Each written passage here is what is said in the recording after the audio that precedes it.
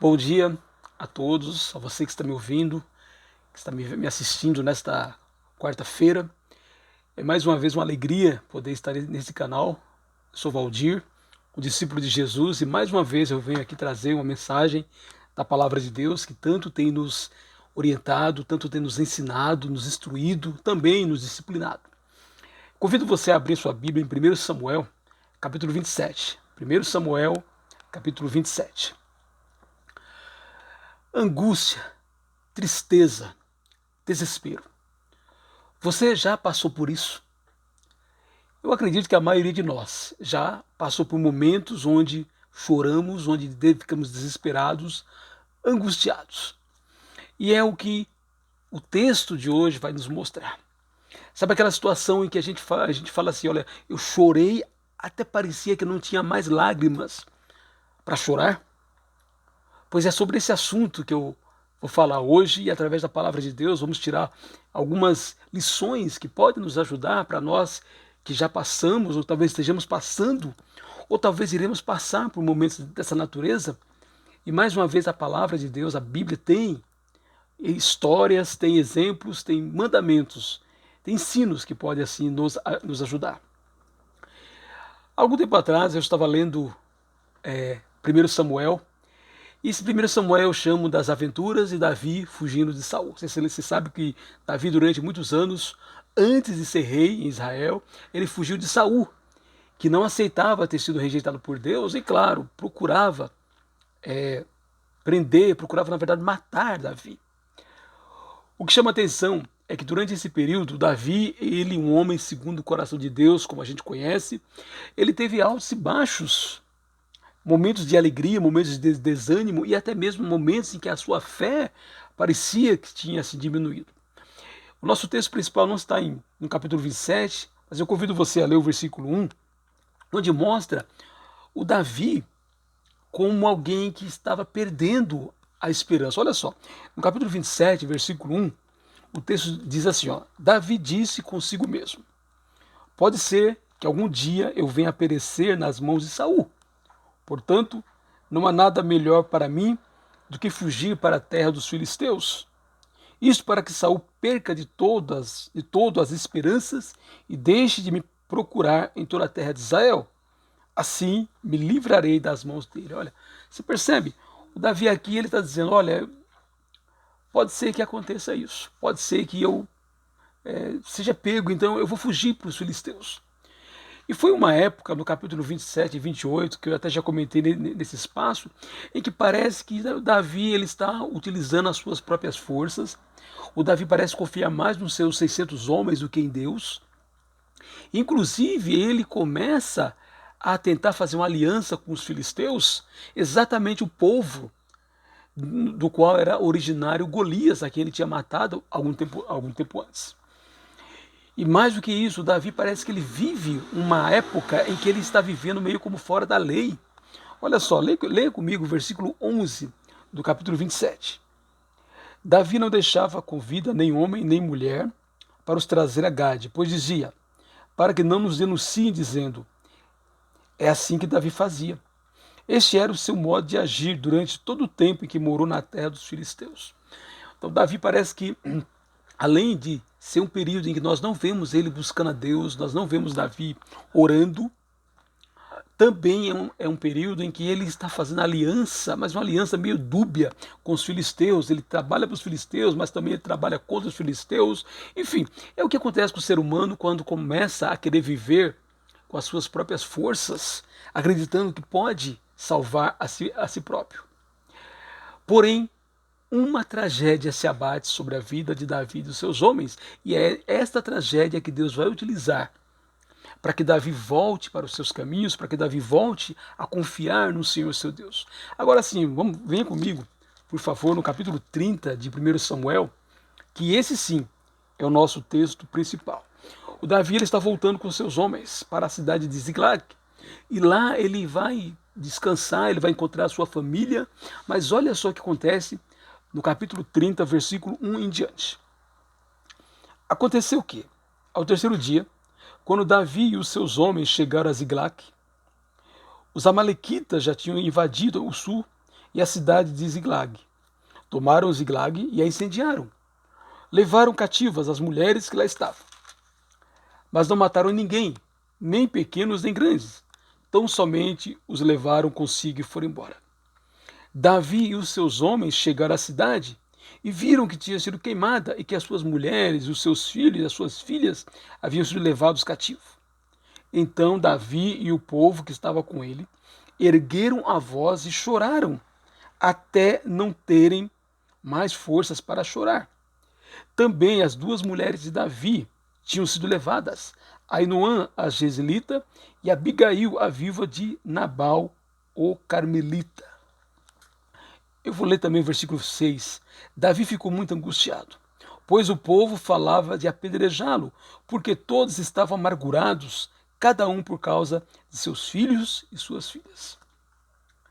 Olha só, foi um dia de tristeza, foi um dia de muito sofrimento, de angústia, de desespero. Eles sabiam que não encontraram os corpos dos seus filhos nem das suas mulheres, mas sabiam que eles tinham sido levados cativos e talvez fossem vendidos, talvez fossem até mortos. Então é só se colocar no lugar de um pai ou de um marido, pensando que os seus filhos e a sua esposa foi levada à cidade saqueada. Foi um dia de muito pranto, muita dor. E o versículo 4, ele é muito revelador, é um versículo que me chama muita atenção, quando ele diz: então Davi e o povo que estava com ele, ou seja, mais ou menos 600 homens, ergueram a voz e choraram, até não terem mais forças para chorar. Esse texto é um texto assim muito revelador. Você já imaginou uma situação? A gente sabe que nós homens fomos criados com uma ideia de que o homem não chora, mas naquele momento os homens e Davi junto com ele tiraram qualquer tipo de possibilidade disso. A Bíblia diz que eles ergueram a voz até não terem mais força para chorar. Sabe aquela situação que eu acho que alguns de nós já viveu, em que a gente chora tanto que diz que não tem mais lágrimas para chorar, diante da angústia, da dificuldade, do sofrimento, da tristeza. Quando, por exemplo, perdemos um ente querido, quando descobrimos que alguém está doente, numa decepção muito grande, tudo isso, você talvez consiga entender e consiga compreender o que está acontecendo com Davi, assim, e seus homens. É um momento assim de angústia, só que Davi ele ainda é mais angustiado do que os seus homens, porque ele é o líder. Ele é o responsável, ele é a pessoa que estava guiando aqueles 600 homens. E o texto, no versículo 6, deixa bem claro isso quando diz: Davi ficou muito angustiado, pois o povo falava de apedrejá-lo, porque todos estavam amargurados. Eles gostavam de Davi. Eles confiavam em Davi, mas naquele momento, da amargura, a perda dos filhos, a perda das esposas, porque todos estavam amargurados, cada um por causa de seus filhos e suas filhas. Então, eu fico imaginando, Davi chora junto com o seu povo, com os seus homens, chora junto com os seus liderados, mas de repente ele começa a ouvir um outro dizendo: se não fosse Davi, nada disso teria acontecido.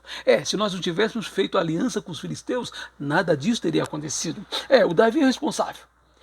E você sabe que na hora da dor, na hora da angústia, muitas vezes se procura quem é o culpado, quem é o responsável. E naquele momento, para muitos daqueles 600 homens, Davi era culpado e deveria ser apedrejado como uma forma deles descarregarem toda aquela angústia, todo aquele problema, toda aquela tristeza. De alguma maneira tinha que ter um culpado. Mas sabe, o final do versículo 6 é um texto que toda vez que eu ouço, é um texto que me emociona, porque o Davi poderia também dizer que eles eram culpados, poderia começar uma briga ali, poderia começar a dividir o exército, porque com certeza havia alguns que eram a favor de Davi. Mas olha só, o final do versículo 6 diz: mas Davi se reanimou no Senhor seu Deus. Davi, sem as suas mulheres, seus filhos, agora sem provavelmente os seus homens, ou pelo menos não podia contar com eles naquele momento, cada um já era pesado demais carregar a sua própria dor de ter perdido assim os seus filhos, suas filhas, suas esposas. Nesse momento, Davi vai em busca daquele que é o único que realmente consegue nos animar nos momentos de angústia. Há somente um que nós podemos confiar de maneira absoluta e que vai sempre estar de braços abertos para nos acolher. Esse texto mostra que os seres humanos, por melhores que eles sejam, por mais bem intencionados que eles sejam, por mais amigões que eles sejam, eles têm um limite. Há momentos em que as pessoas não podem ajudar umas às outras. Então, esse texto me lembra Jesus no Getsemane, lá em Marcos capítulo 14, 32 a 38, quando ele vai para Getsemane, ele está prestes a morrer e ele precisa de consolo dos seus apóstolos. Ele leva os três mais chegados, Pedro, Tiago e João. Mas na hora H, na hora do sofrimento, Jesus só pode contar com Deus, a quem ele vai atrás, de quem ele se socorre. E esse Deus, inclusive, envia um anjo para confortar o seu filho naqueles momentos de angústia. Portanto, eu quero dizer que há momentos que na angústia que nós só podemos contar com o nosso Pai Celestial, para você que já tem Deus como seu Pai Celestial. Mesmo que você ainda não tenha tido essa experiência, há momentos em que apenas o nosso Criador pode entender o nosso sentimento e pode assim mostrar que nem tudo está perdido. Claro que Deus utiliza pessoas para nos orientar, pessoas para nos animar, mas há momentos, especialmente nos nossos momentos de zigzag, quando as coisas estão difíceis, quando parece que não há solução, quando parece que não há chão, é neste momento que podemos pisar na rocha da nossa salvação, na âncora de nossas almas, nos momentos das zigzags, nos momentos de Getsemane, quando também estamos aflitos. Existe um a quem podemos assim socorrer. E o texto diz: mas Davi se reanimou no Senhor seu Deus.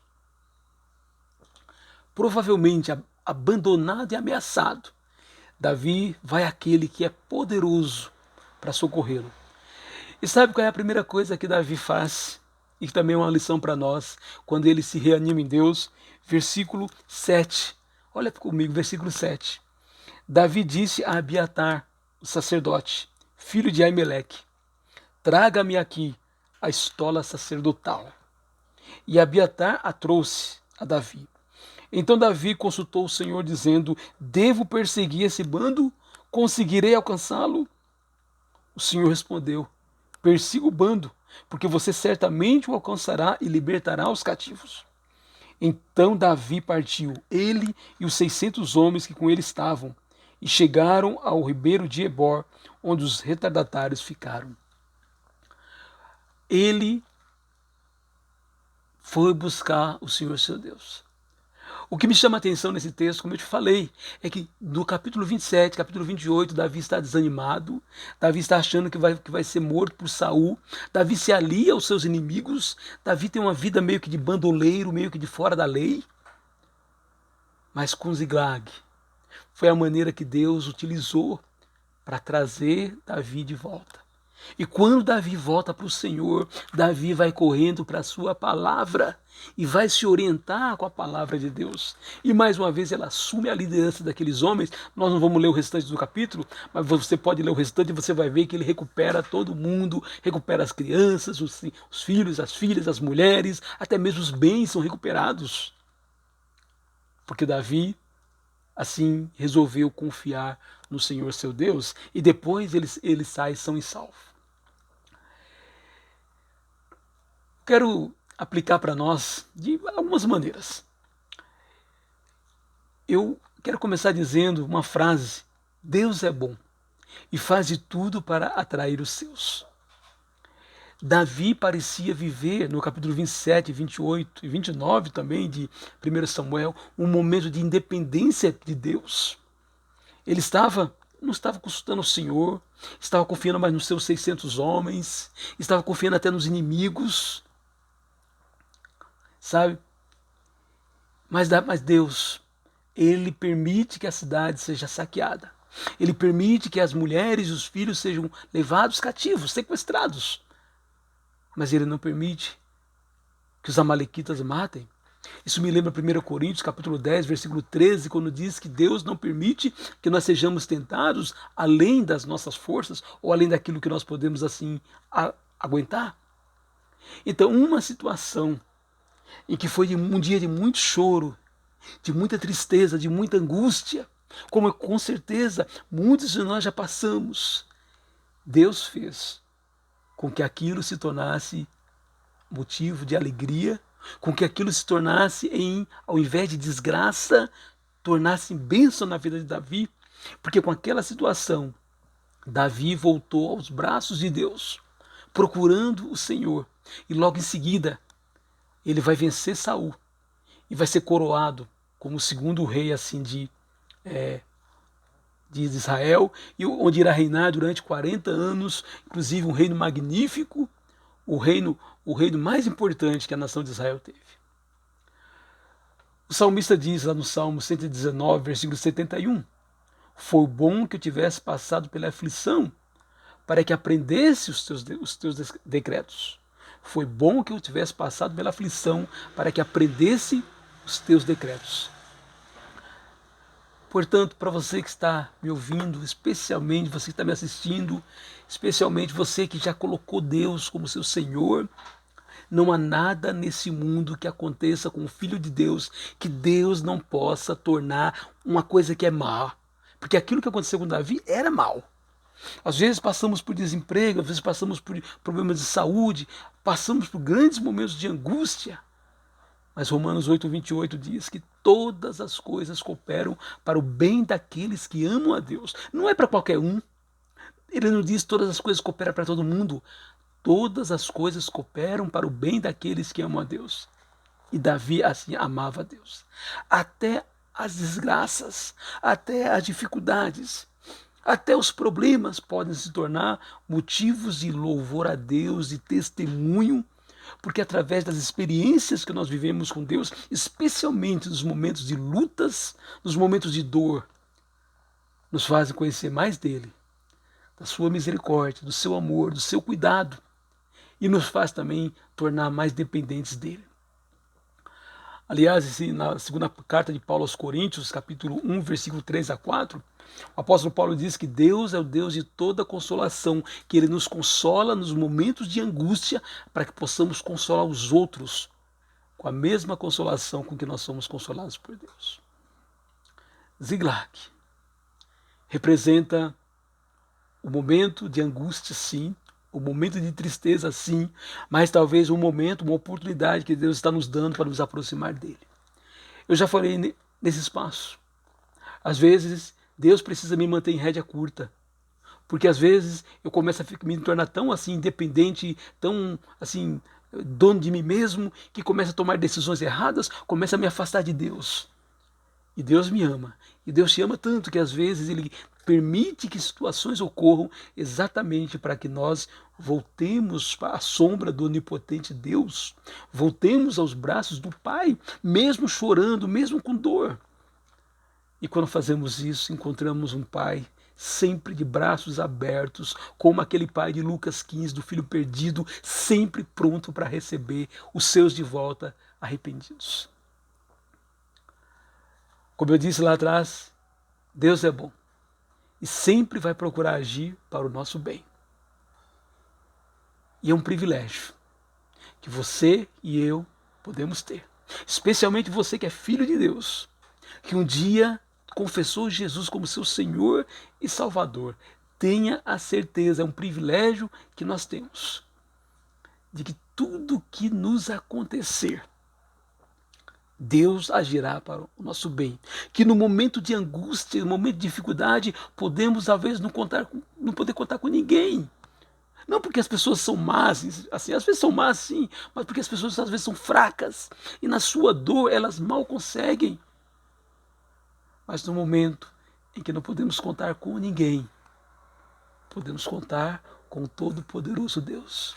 E como Davi podemos, na nossa angústia, buscar o Deus Todo-Poderoso. Se você quer essa mensagem assim por escrito, entra lá, portal igrejadecristo.net. Lá você vai encontrar essa mensagem assim, e pode compartilhar com quem você quiser. Que nesta quarta-feira, onde você estiver, seja comemorando, vivendo uma vida tranquila, que Deus te mantenha assim. Mas se você está vivendo um momento de angústia, um momento de dificuldade, olha para um lado, olha para o outro, não encontra solução, olha para cima. Que o teu Deus está de braços abertos para te assim acolher, para te animar. E na sua angústia, esse Deus todo-poderoso, o Deus de toda consolação, ele vai te acolher e vai te consolar e vai te animar. Que esta palavra de Deus conforte, console, encha o meu e o seu coração de alegria. Que Deus nos abençoe.